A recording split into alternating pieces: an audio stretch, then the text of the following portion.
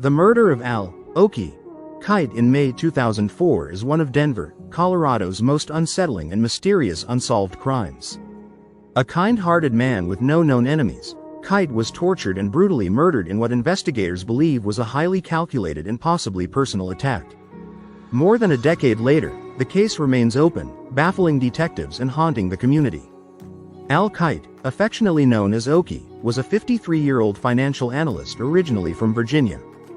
He had moved to Aurora, Colorado, a suburb of Denver, where he lived in a modest townhouse. Oki was known as a gentle, kind, and thoughtful man. His friends described him as generous, calm, and always willing to help others. After a recent breakup with his long-term girlfriend, Oki was living alone and had advertised for a roommate to help cover expenses. This seemingly mundane detail would later become a critical element of his murder investigation. In May 2004, a man responded to Oki's roommate ad.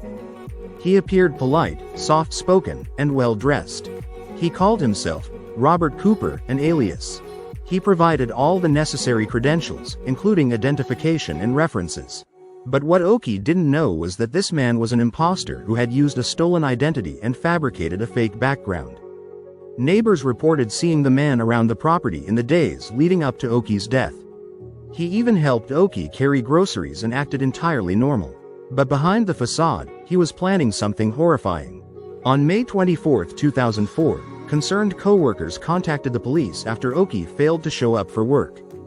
When officers entered his townhouse, they discovered a gruesome scene. Oki's body was found in the basement. His hands and feet were bound with zip ties, and he had been tortured extensively before being murdered. He was stabbed multiple times, and the injuries indicated that the attacker had taken his time. The brutality of the crime stunned investigators and suggested a personal motive. However, there was no evidence of robbery or forced entry. Strangely, the killer had stayed in Oki's home after the murder.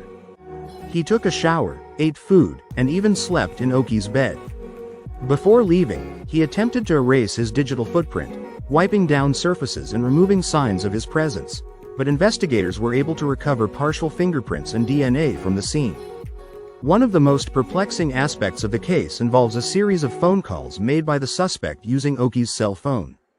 After the murder, the imposter made calls to Oki's contacts, pretending to be him. He even called Oki's employer to report that he would not be coming in to work due to a family emergency.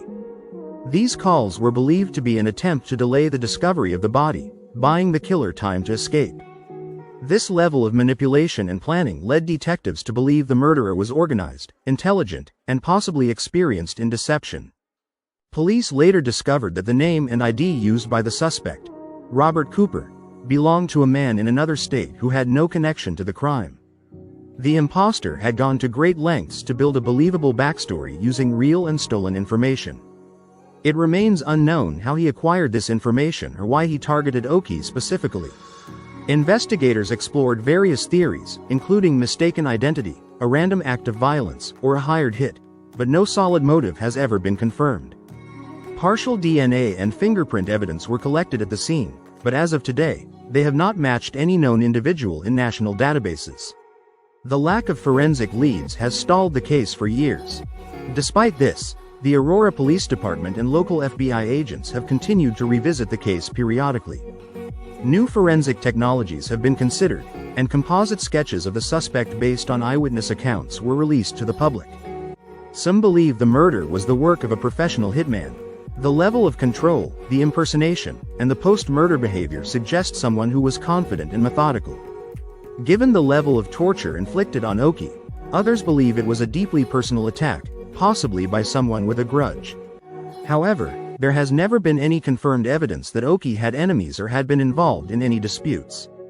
There is speculation that the killer may have committed similar crimes elsewhere using different aliases. The use of a stolen identity and manipulation of the victim's life post-murder could indicate a pattern. Law enforcement continues to appeal to the public for any information, no matter how small. The hope remains that someone may recognize the sketch or recall an interaction with the mysterious Robert Cooper. The murder of Al Oki Kite remains one of Colorado's most mysterious unsolved crimes. The planning, manipulation, and violence involved make it stand out among cold cases. Until the day his killer is found, Oki's case will continue to serve as a haunting reminder of how evil can sometimes hide behind a friendly face and a fake name. Anyone with information is encouraged to contact the Aurora Police Department or submit a tip anonymously. Justice may be delayed, but for Oki's loved ones, the hope is that it is not denied forever.